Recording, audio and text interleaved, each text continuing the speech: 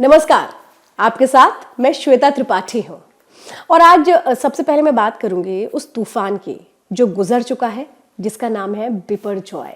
आप सब बहुत अच्छे से वाकिफ़ होंगे बिपरजॉय से, उस तूफान से, उन हवाओं से और उन हवाओं के असर से। तो आज मैं उन हवाओं, उनके असर और उसके प्रभाव की ही बात करने जा रही हूँ।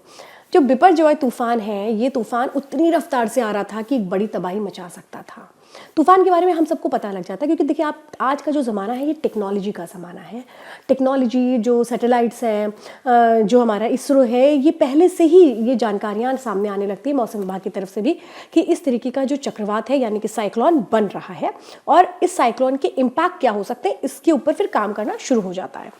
लेकिन अब आप सोच रहे होंगे कि अगर इतना बड़ा तूफान था तो फिर नुकसान इतना कम कैसे? देखिए, नुकसान कम हुआ है, ये बहुत अच्छी बात है, क्योंकि नुकसान अगर ज़्यादा होता तो फिर मतलब आप सोचिए उन लोगों का क्या होता जिनकी ज़िंदगियाँ इससे प्रभावित होती।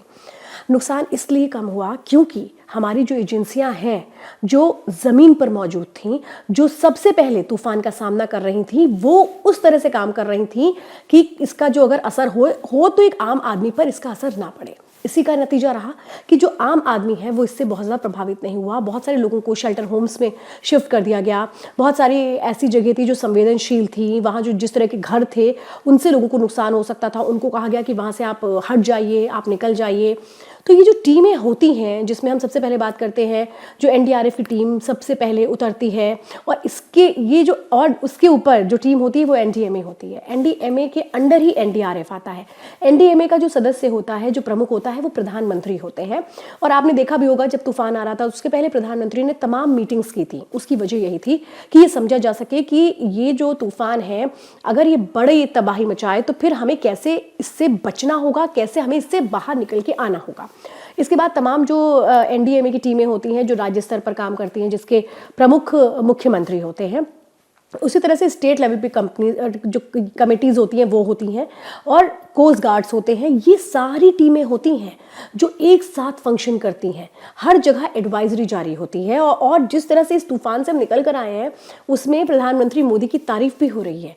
जो बीजेपी के राष्ट्रीय अध्यक्ष हैं जेपी नड्डा, उन्होंने साफ तौर पर कहा प्रधानमंत्री की सूझबूझ, प्रधानमंत्री की वो अलर्टनेस की ही वजह से जो बिपरजॉय एक बड़ा असर दिखाने वाला था वो कम हुआ है। और आज आपको याद होगा जब आपने वो तस्वीरें टीवी पे देखी, जब गृह मंत्री अमित शाह एरियल सर्वे कर रहे थे, यानी कि हवाई दौरा कर रहे थे, जो वो इलाके जो सबसे ज़्यादा प्रभावित हुए हैं गुजरात में, जहाँ अभी भी पानी भरा हुआ है, बिजली के खंभे उखड़े हैं। 900 ऐसे गाँव हैं कच्छ के आसपास के जो प्रभावित हुए हैं, लेकिन फिर से उनको दोबारा से सही से स्थापित करने के लिए, जो पानी जहाँ भरा है उनको हटाने के लिए ये कोशिशें उसी दिन से शुरू हुई थी जब ये तूफान आकर के वापस चला गया था।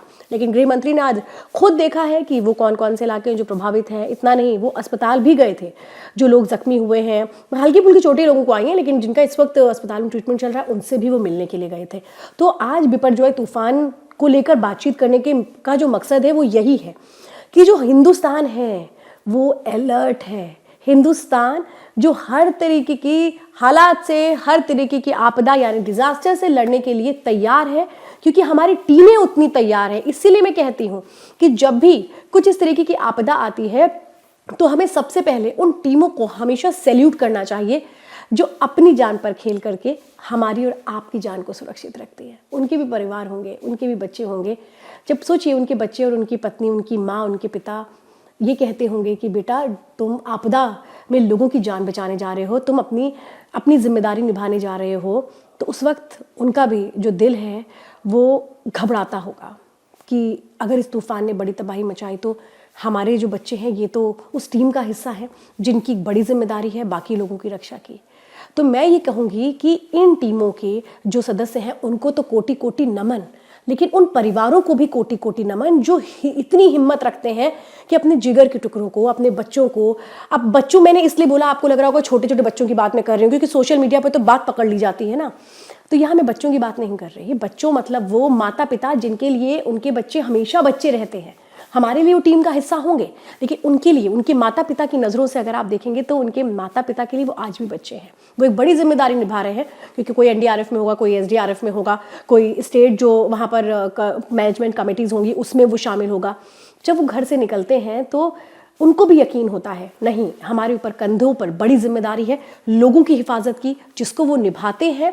और वो परिवार जो एक बड़ी हिम्मत रखते हैं कि उन टीमों में वो लोग शामिल हों जो देश के प्रति एक बड़ी जवाबदेही, देश के प्रति एक बड़ी जिम्मेदारियों को निभाते हैं। तो एक आम नागरिक होने के नाते हम जो टीवी पर जब बिपर जॉय की न्यूज़ देखते हैं तो सिर्फ न्यूज़ नहीं देखना है, दिलों में कम से कम इन लोगों के लिए एक अपनापन और एक प्यार रखना है। 1998 अगर मैं आपको याद दिलाऊं, उस वक्त टेक्नोलॉजी नहीं थी, किसी को नहीं पता था, लोग दोपहर के वक्त अपना काम कर रहे थे, कितना बड़ा तूफान आएगा, ज़िंदगी तहस नहस हो जाएगी।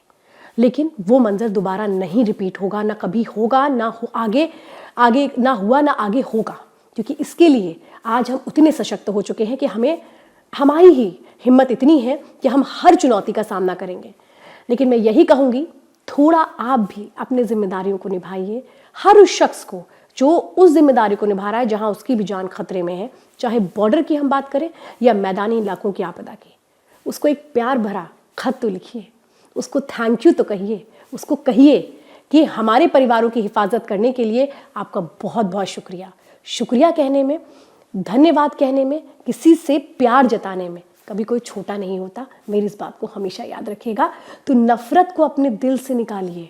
जो बातें आप देखते हैं उसकी हकीकत को जानिए कि उसके पीछे कितने लोग काम कर रहे हैं, ना कि एक तरफा होकर के किसी पर भी आरोप लगाना शुरू कर दीजिए। तो मैं यही कहूंगी, मैं तो उन लोगों को बार बार सैल्यूट करती हूँ, अपने कार्यक्रम में भी करती हूँ, आगे भी करती रहूंगी। ऐसे लोगों को मैं नमन करती हूँ, धन्यवाद देती हूँ और मैं उम्मीद करती हूँ कि शायद आज से आप भी यही करना शुरू करेंगे। बहुत बहुत धन्यवाद।